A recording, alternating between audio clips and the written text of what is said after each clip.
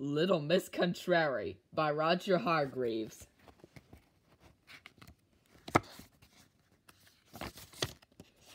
Little Miss Contrary always did the opposite of what you think she would do.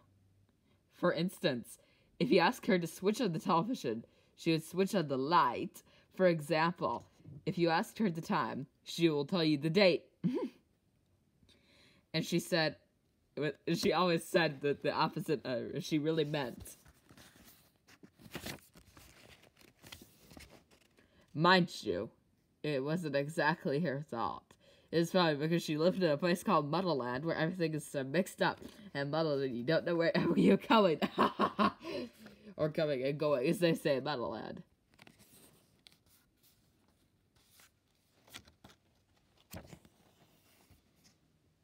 It's a very strange place indeed. The worms don't live in holes in Muddleland.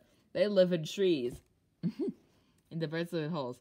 And if you want a loaf of bread, you don't go to the baker's. You go to the butcher's. The baker only sells bananas. I like a loaf of bread. No, not Mr. Noisy. He's cracking me up. You're mixing things up.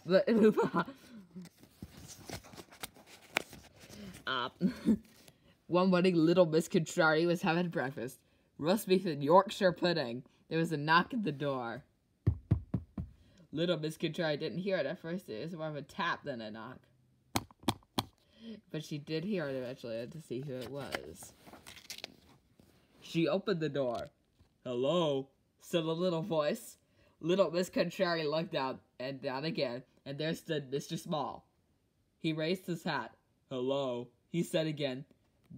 "Goodbye," smiled little Miss Contrary. Mr. Small looked puzzled, as well as he might. "I wonder if you could help me," he asked.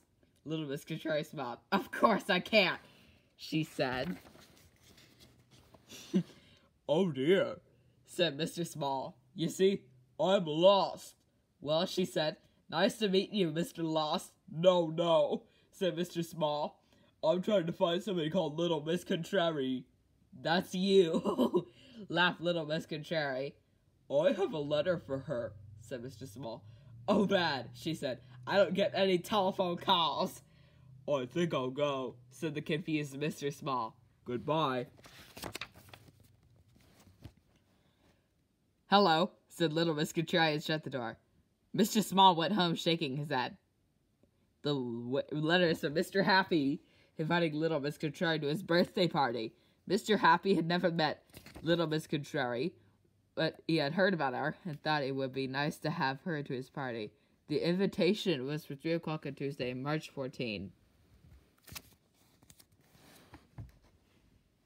At 2 o'clock on Monday, March 13, little Miss Contrary knocked on Mr. Happy's door. "Happy Christmas," said little Miss Contrary, and thrust the parcel into Mr. Happy's hands. Mr. Happy was puzzled. "Who are you?" he asked. "I'm Little Miss Sunshine," replied little Miss Contrary. "No, you're not," said Mr. Happy. "I know Little Miss Sunshine, and she's not a bit like you." Then she stopped and thought. "Oh," he smiled, "I know you are. You're Little Miss Contrary, aren't you? I've heard what you always say and do the opposite of what you mean." "You better come in," said Mr. Happy.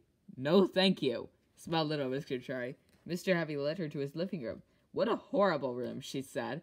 Mr. Happy grinned. He began to realize that everything he had heard about little Miss Contrary was true. "Would you like a cup of tea?" he asked. "I can't think of anything I like less," said little Miss Contrary. Mr. Happy grinned and went to put the kettle on. After his tea, Mr. Happy took little Miss Contrary to meet some of his friends. He had to explain them all what she really meant, say with the exact opposite what you really meant. "Are you thin?" she said to Mr. Greedy. "You have very short arms," she said to Mr. Tickle. "I like your beard," she said to Mr. Persnickety. "Well," she said eventually, "thank you for the most perfect afternoon. I must go home before it gets light." "Perfect," asked Mr. Happy. "Perfectly dreadful," she agreed. And up she went. I say, chuckled Mr. Greedy and Mr. Happy. You do know some funny people. You could say that again, laughed Mr. Happy. And you do know some funny people, said Mr. Greedy. Mr. Happy grinned and went home. At home, Mr. Happy remembered the parcel that little Miss Contrary had given him. It must be a birthday present, he said, and he hurried it to where he had left the parcel, and he had wrapped it. He said it was indeed a present and a card. He opened the birthday card first. Inside, it said, "Many miserable returns of the day." And would you like to know what a present was? A pair of socks. Well, not quite a pair of socks. One sock was white, and the other sock is black. And as little Miss Contrary would say, that is the beginning of the story. No boy, that bird is cat. Why is little Miss Contrary the opposite of rock? You better tell Rolf. I should technically say that she's wrong. She got these goofed up. Poop.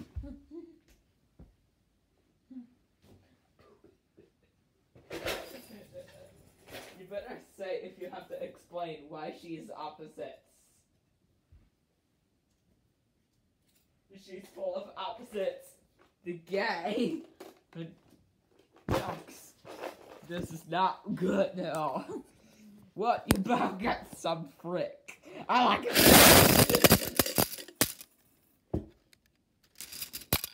Feed. You get some feed. You thief. FIFA. FIFA.